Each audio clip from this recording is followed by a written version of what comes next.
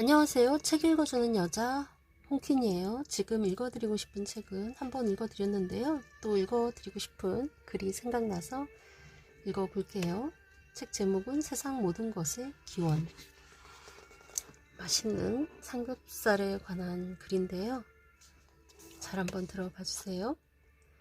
삼겹살, 녹진한 돼지 비계 속에 담긴 민초들의 애환.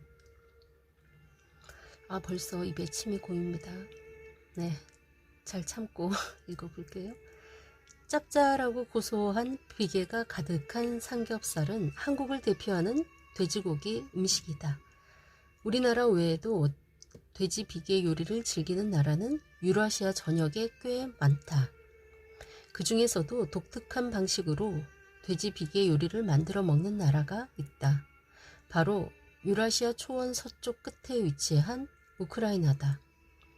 우크라이나에서는 염장을 한 생삼겹살 요리가 유명하다. 또한 삼겹살은 우크라이나를 비롯해 유라시아 초원에서 문화적 교류를 이끌어낸 음식이기도 하다. 세계 곡창지대인 우크라이나가 돼지 비계를 사랑하는 이유.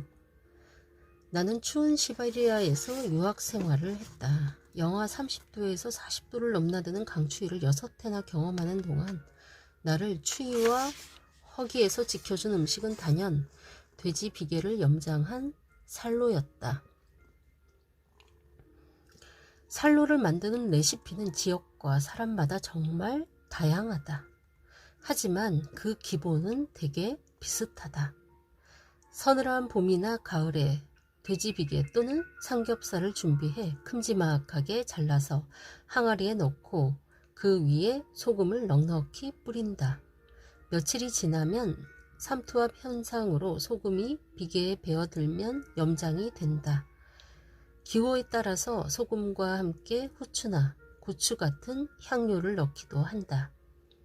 완성된 살로는 얇게 잘라서 빵 위에 얹어 먹는다.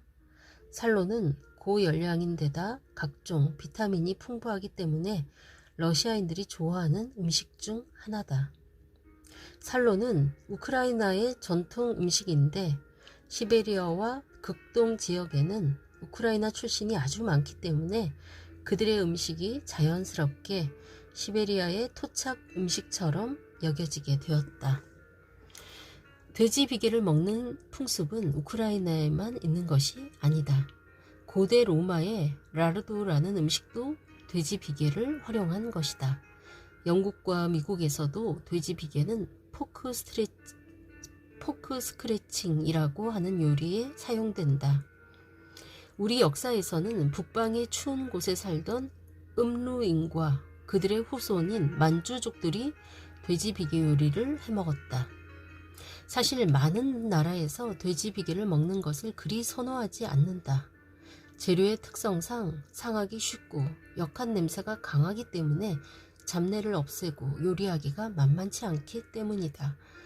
그래서 빈곤층이나 고기를 손질하는 일부 사람들만 먹는 음식이라는 인식이 강했다. 하지만 우크라이나인들의 살로에 대한 사랑은 남다르다. 한때는 우크라이나 서부 도시 르비우에 살로 박물관이 있었을 만큼 이들은 살로를 민족의 음식으로 자부한다. 그런데 한 가지 의문이 든다. 우크라이나는 체르노젬이라는 흑토 지대가 발달한 세계의 곡창지대다. 쉽게 말해 신선한 곡물과 야채가 풍부하다. 그런데 어떤 연유로 돼지 비계 요리가 우크라이나를 대표하는 음식이 되었을까? 그 배경에는 힘든 환경을 개척한 우크라이나의 역사가 숨어 있다.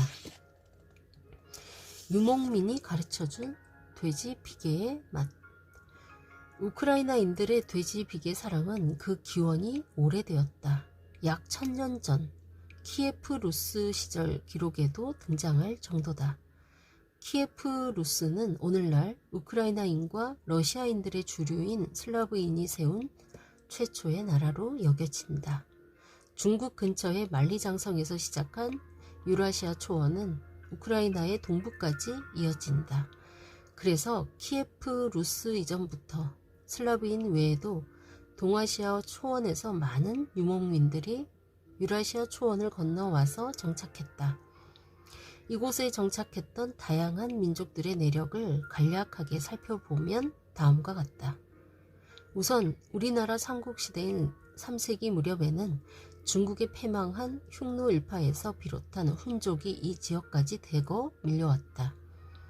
훈족의 대이동 직후에는 몽골 지역에 나라를 세우고 고구려와도 협력했던 유연의 후예인 아바르족이 이곳에 선진 기마 문화를 전파했다. 튀르크 일파가 세운 하자르크汗국은 동유럽과의 교역을 담당하며 크게 성장했다. 키예프 로스가 멸망한 직후 200여 년 동안에는 몽골이 세운 킵차크汗국이 이 지역까지 진출해 있었다. 요컨대 동아시아에서 시작된 유라시아 초원의 문화가 우크라이나 고대 역사의 대부분을 차지한다고 해도 과언이 아니다. 유라시아 초원과 동유럽 평원이 만나는 지점인 우크라이나를 거쳐서 수많은 유라시아의 선진적인 기마 문화와 황금 예술이 전해졌다. 살로의 어원도 이처럼 동쪽에서 지속적으로 밀려온 유목민들의 등장과 관계가 있다. 살로는 말 안장이라는 뜻을 가진 고대 슬라비인의 언어 살들로에서 유래했다. 이게 이렇게 읽는 게 맞나요? SADLO. 아무튼 돼지 속살 위에 얹어진 지방이 마치 푹신한 안장 같아 보였기에 붙여진 이름이다. 유럽에서는 육회의 일종인 타르타르 스테이크가 기마 민족이 말 안장 밑에 말고기를 넣어 육질을 부드럽게 만든 것으로부터 유래했다는 설이 있는데 사실은 살로를 잘못 이해한 데에서 기인한 것이다. 살로는 오랫동안 외세의 지배를 받아온 우크라이나의 역사가 담긴 음식이다. 16세기 이후 우크라이나는 코사크인들의 발흥으로 역사가 다시 시작되었다. 그들은 초원 유목민의 오랜 풍습인 변발의 일종인 추드를 하고 강인한 기마 민족으로서 독립을 향한 발걸음을 내딛었다. 살로가 우크라이나인들 사이에서 널리 유행한 것도 이 무렵이다. 당시 이 지역을 지배했던 무슬림인 튀르크나 유대인들은 돼지고기를 먹지 않았다. 그렇기 때문에 상대적으로 가장 구하기 쉬운 재료였던 돼지 비계를 이용한 요리가 발달하기 시작했다. 값은 저렴하지만 든든한 열량 공급원으로 돼지 비계가 급부상하게 된 것이다. 마치 한국 전쟁 직후 유행한 부대찌개나 부산의 먹장어 요리처럼 다른 사람들이 꺼리는 식재료를 바탕으로 음식을 만들어 먹었던 것이다.